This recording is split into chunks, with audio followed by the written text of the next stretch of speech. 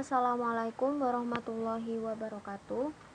Perkenalkan, nama saya Gatarisa Almas dengan NIM P071252190026. Saya dari Sarjana Terapan Terapi Gigi akan mempresentasikan tentang teledentistry di era pandemi.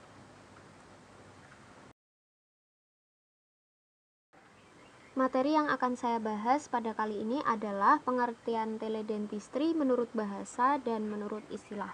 Yang kedua, sejarah teledentistry di dunia. Yang ketiga, sistem dan ruang lingkup teledentistry. Yang keempat, peran teledentistry dalam kesehatan gigi dan mulut. Yang kelima, contoh aplikasi teledentistry di Indonesia. Masuk ke pembahasan yang pertama, yaitu tentang pengertian teledentistry. Menurut bahasa, teledentistry berasal dari kata tele dan dentistry. Dalam bahasa Yunani, tele berarti jauh. Sementara dentistry dalam bahasa Inggris berarti kedokteran gigi. Menurut istilahnya, teledentistry adalah penggunaan informasi, teknologi, dan komunikasi jarak jauh termasuk panggilan suara maupun melalui panggilan video untuk pemeliharaan kesehatan gigi, konsultasi, edukasi, dan memberikan kesadaran dan pemahaman tentang kesehatan gigi. Dengan teledentistry, pasien akan mendapatkan perawatan kesehatan gigi tanpa mengunjungi klinik atau rumah sakit.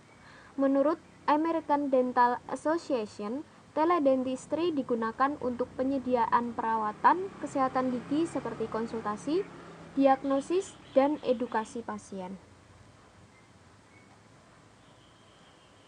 Pembahasan yang kedua adalah sejarah teledentistry. Sejarah teledentistry dimulai pada konsep awal pengembangan teledentistry merupakan bagian dari cetak biru atau kerangka kerja terperinci untuk informatika gigi yang dibuat pada konferensi tahun 1989. Dan pada proyek tersebut dibiayai oleh Westinghouse Electronic System Group di Baltimore.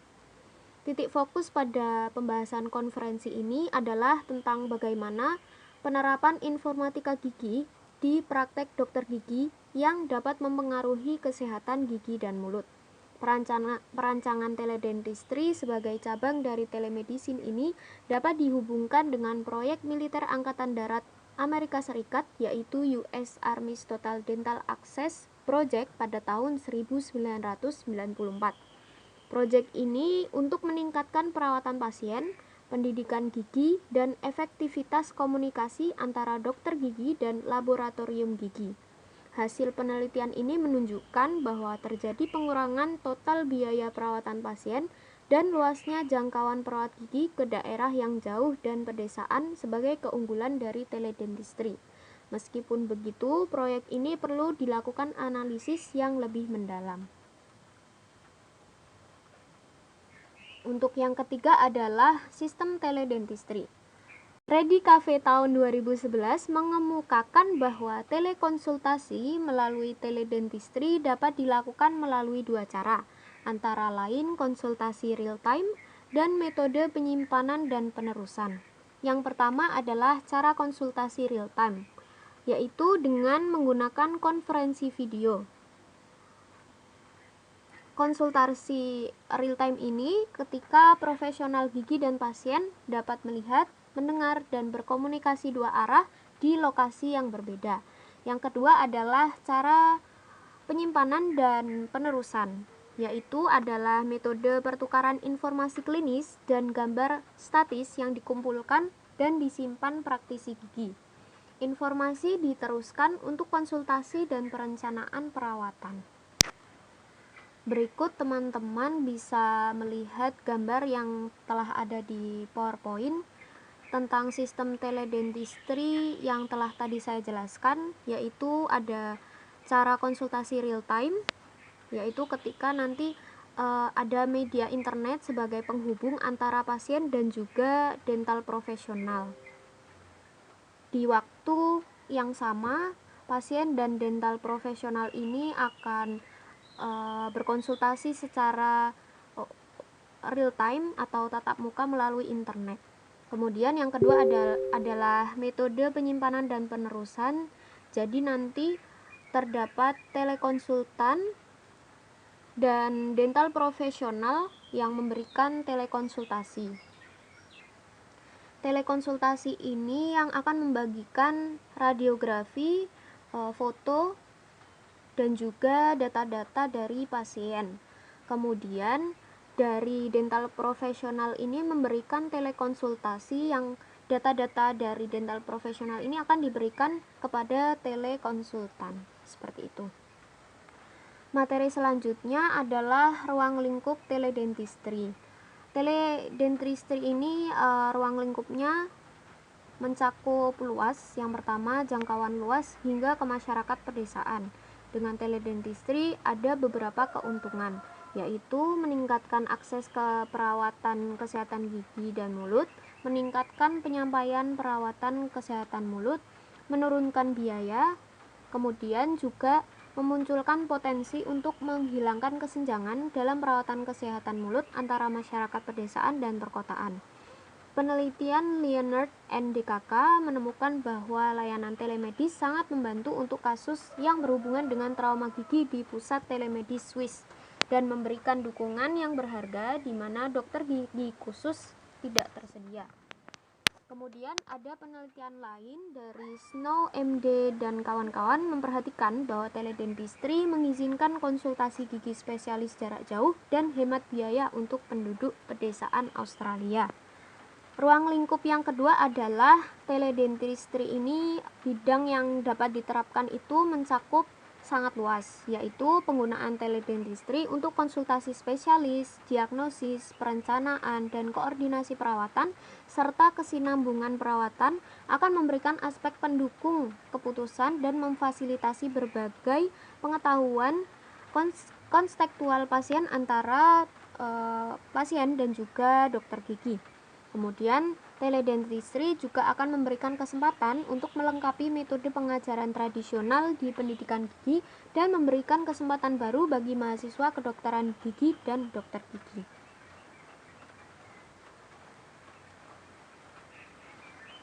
Kemudian, materi selanjutnya adalah peran teledentistry. Peran teledentistry ini yang saya akan bahas ada 7. Yang pertama, diagnosis dan oral medicine.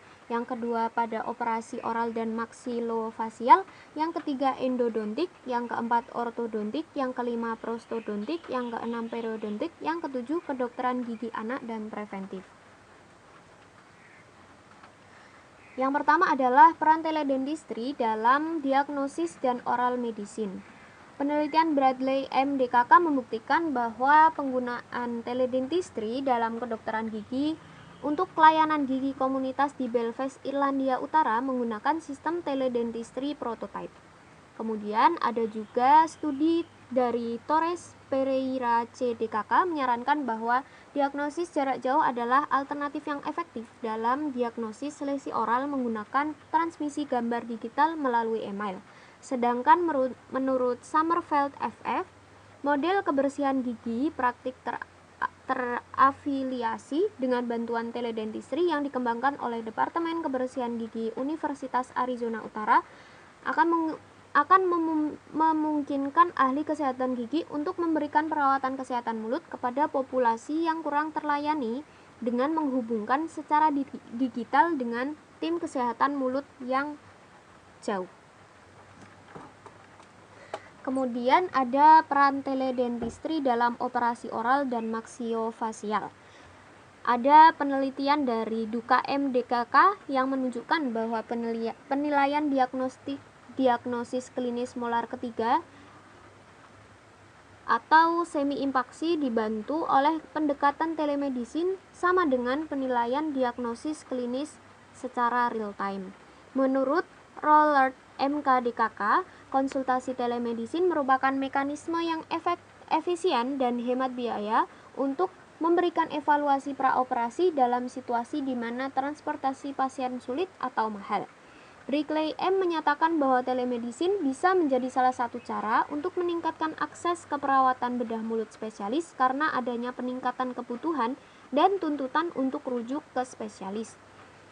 Kemudian ada studi dari Aziz SR dan Zikardi VB menyatakan bahwa smartphone menyediakan akses cepat dan jelas dan memungkinkan mobilitas bebas ahli bedah mulut atau maksilofasial. Hal ini meningkatkan efisiensi konsultasi khusus dan meningkatkan triase, sehingga dapat memberikan perawatan yang lebih baik kepada pasien maksilofasial. Kemudian selanjutnya ada peran teledentistry dalam endodontik. Brulman DKK melaporkan bahwa dokter gigi jarak jauh dapat mengidentifikasi lubang saluran akar berdasarkan gambar gigi yang diakses secara endodontik. Zivkovic DKK menunjukkan bahwa teledentistry berbasis internet berhasil dimanfaatkan dalam diagnosis lesi periapikal gigi depan, sehingga dapat mengurangi biaya yang terkait dengan kunjungan jarak jauh dan menyediakan bantuan mendesak. Becker WP DKK menunjukkan bahwa tidak ada perbedaan statistik antara kemampuan evaluator untuk mengidentifikasi lesi tulang periapikal menggunakan radiografi konvensional pada VBox dan kemampuan mereka untuk menafsirkan gambar yang sama ditransmisikan pada layar monitor oleh sistem telekonferensi video. Kemudian yang selanjutnya adalah peran teledentistry dalam ortodontik. Penelitian Bernd F. DKK berpendapat bahwa perawatan ortodontik yang disediakan cukup disediakan oleh dokter gigi umum dan akan diawasi dari jauh oleh spesialis ortodontik melalui teledentistry. Hal ini merupakan pendekatan yang layak untuk mengurangi keparahan maloklusi pada anak-anak yang kurang beruntung ketika rujukan ke dokter gigi yang tidak layak. Kemudian ada penelitian lain yang menguji layanan teledentistry online, dan penelitian tersebut menunjukkan bahwa layanan tersebut membantu mengurangi tingkat rujukan ortodontik yang tidak tepat. Dan juga hal ini dapat memberikan akses cepat kepada dokter gigi umum untuk mendapatkan saran yang akan memungkinkan mereka menangani sendiri berbagai kasus yang lebih luas. Juga terdapat studi yang menunjukkan bahwa mayoritas konsultan ortodontik Inggris mendukung konsep penggunaan teledentistry. Kemudian juga terdapat survei yang mengungkapkan bahwa dokter gigi umum mendukung sistem teledentistry untuk menyaring rujukan ortodontik pasien baru. Dari Faverola DKK menyatakan bahwa telekomunikasi yang diterapkan pada kedokteran gigi sangat berguna di bidang ortodontik karena keadaan darurat kecil seperti pergeseran ligatur karet, ketidaknyamanan karena alat, iritasi pipi dapat diselesaikan dengan mudah di rumah, meyakinkan pasien dan orang tua di satu sisi, serta membatasi kunjungan ke klinik gigi. Kemudian terdapat peran dalam prostodontik, yaitu pada penelitian Ignatius DKK menyelidiki bahwa penggunaan konferensi video untuk diagnosis dan perencanaan perawatan untuk pasien yang membutuhkan perawatan prostetik atau rehabilitasi oral menyatakan bahwa konsultasi video dalam kedokteran gigi memiliki potensi untuk meningkatkan jumlah total layanan spesialis gigi di daerah yang jarang penduduknya. Kemudian ada peran teledentistry dalam periodontik, yaitu sistem konsultasi teledentistry berbasis web yang dikembangkan untuk klinik gigi Departemen Pertahanan Amerika Serikat yang menunjukkan bahwa rujukan ke bedah mulut, prostodontik, dan periodontik memiliki jumlah konsultasi tertinggi. 15 pasien menjalani operasi periodontal di Fort Gordon, Georgia, dan seminggu kemudian jahitan mereka dilepas di lokasi 150 mil jauhnya di bawah pengawasan teleperiodontik. Hanya satu pasien yang melakukan perjalanan pulang untuk prosedur tindak lanjut. Kemudian yang terakhir adalah peran dalam kedokteran gigi anak dan preventif. Penelitian Kopika, Kezierowski DT, dan Billings RJ menunjukkan bahwa teledentistry sama baiknya dengan pemeriksaan visual untuk screening karies gigi pada anak kecil. Penelitian ini menyarankan bahwa teledentistry menawarkan cara yang berpotensi efisien untuk menyaring anak-anak prasekolah berisiko tinggi untuk tanda-tanda karies anak usia dini.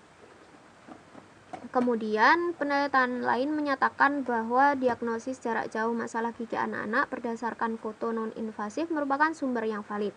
Penelitian ini juga menunjukkan bahwa kamera intraoral adalah alternatif yang layak dan berpotensi hemat biaya untuk pemeriksaan oral visual untuk screening karies, terutama karies anak usia dini pada anak-anak prasekolah yang menghadiri pusat penitipan anak. Kemudian materi yang terakhir adalah aplikasi teledentistry di Indonesia. Aplikasi teledentistry di Indonesia pertama kali itu adalah gigi.id. Ini adalah startup alumni dari 1000 Gerakan Startup Digital Kementerian Informasi Republik Indonesia. Aplikasi ini tersedia dalam bentuk aplikasi ponsel dan juga bisa dibuka di website. Teman-teman bisa melihat bagaimana tampilan dari aplikasi gigi.id ini. Kemudian ini adalah tampilan aplikasi gigi.id, aplikasi teledentistry ketika dibuka melalui website di HP. Teman-teman bisa registrasi terlebih dahulu, kemudian konfirmasi email di email masing-masing. Jadi di aplikasi ini terdapat informasi seputar kesehatan gigi dan mulut. Ini adalah sebagai bentuk edukasi kepada masyarakat. Kemudian terdapat fitur utama gigi.id, yaitu analisa periksa gigimu. Ini akan memudahkan pengguna aplikasi untuk memeriksa gigi dan mulutnya. Hanya dengan mengirimkan foto ke aplikasi, dokter gigi akan dapat menganalisa gigi pasien tanpa bertatap muka. Kemudian juga terdapat fitur pencarian klinik gigi yang akan dapat digunakan oleh pengguna sesuai lokasi vaskes atau klinik gigi terdekat dari lokasi pengguna. Juga terdapat daftar profil masing-masing dokter gigi sehingga pengguna dapat berkonsultasi dengan dokter gigi melalui chat interaktif.